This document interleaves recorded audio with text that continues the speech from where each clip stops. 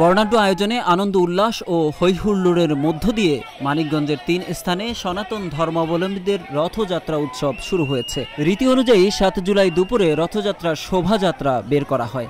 এতে সনাতন ধর্মাবলম্বীদের শত শত নারী পুরুষের পাশাপাশি অন্যান্য ধর্মের মানুষও অংশ নেন। এটা আমাদের বাঙালি ঐতিহ্য বহন করে নিচ্ছে, বিশেষ করে আমাদের পশ্চিম মানিকগঞ্জের একটা কালজয়ী ঐতিহ্য। এই ঐতিহ্যকে ধরে রাখতে আমরা হিন্দু মুসলিম কাঁধে ভর করে একসাথে হাত মিলিয়ে আমরা কাজ করে যাচ্ছি। রথ অনেক আগে থেকে ১-২ মাস আগে থেকেই প্রস্তুতি ছিল রথের মেলায় যাওয়া, এবং রথে টান দিলে সেদিন বৃষ্টি হবে, এটা আমাদের এক ধরনের ধারণা তৈরি হয়েছে ছোটবেলা থেকে। এই মেলা হিন্দু ধর্মের হলেও এই মেলায় আমাদের সকল ধর্মের লোকজন এক জায়গায় হয় এবং আমরা খুব আনন্দ করি। আগে ইন্ডিয়ার থেকে এখানে অনেক লোকজন আসতো, তো কাল পরিক্রমায় ধীরে ধীরে এখন সবাই আসে।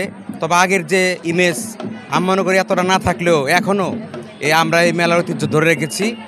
রথের বিশেষ আকর্ষণ মদনা কলা বা চিনি কলা। মেলায় দেখা যায় লটকন ফল, বাতাসা, হরেক পদের মিষ্টি, হাওয়াই মিঠাই সহ নানা ফলের সমারোহ। শিশুদের জন্য নাগরদোলা, বায়োস্কোপ সহ নানা প্রকারের চিত্ত বিনোদন ও খেলাধুলার ব্যবস্থা রাখা হয়।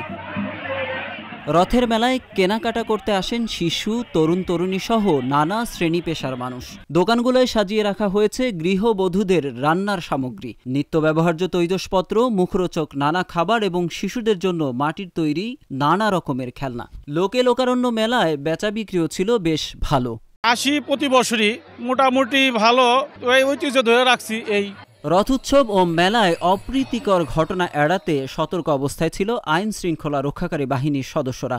নেওয়া হয়েছে বাড়তি নিরাপত্তা। স্থানীয় বানিয়াজুরি ইউনিয়ন পরিষদ ও রথ উদযাপন কমিটির যৌথ আয়োজনে এই উৎসব অনুষ্ঠিত হয়। আমরা এখানে হিন্দু মুসলিম সম্মিলিতভাবে এক হয়ে সেই শত বছরের ঐতিহ্যটা এই বানিয়াজুরি ইউনিয়নের মাঠে যে রথটা হচ্ছিল বা বিগত দিনে হয়েছে, সেই ঐতিহ্যটা আবার ফিরিয়ে কিভাবে আনা যায়, সেই শত বছরের ঐতিহ্যটা, সেটাই আমরা চেষ্টা চালিয়ে যাচ্ছি। আর আমরা এখানে বর্তমানে যে রথের যে আইনশৃঙ্খলার যে অবস্থান, এটা খুবই সন্তোষজনক, খুবই ভালো। আনুমানিক ২৫০ বছর আমার জানা মতে, এবং অনেক পূর্বের থেকেই রথ যাত্রা এখানেই হয়। এবার অনেক ভালো, বৃষ্টি নাই, এই কারণে অনেক প্রস্তুতি বেশি। এটা আমাদের হিন্দু মুসলমান সবাই মিলে এই রথটাই করা হয়। তার মধ্যে আমাদের চেয়ারম্যান সাহেব আছে, ইউনিয়ন আওয়ামী লীগের সেক্রেটারি আছে, সবাই মিলামিশে এই রথ উদযাপনটা করা হয়। এ রথ উৎসব শহরের শ্রী শ্রী আনন্দময়ী কালীবাড়ি মন্দির, বানিয়াজুরি আনন্দবাজার এবং সিংজুরি বাজার ও ঘিওর সদরের ইসামতি নদীর পাড়ে উদযাপিত হয়েছে। তো রথটা একটু সংস্কারের দরকার, সংস্কারটা হইলে রথটা সুন্দরভাবে সব পরিচালনা করা যায়।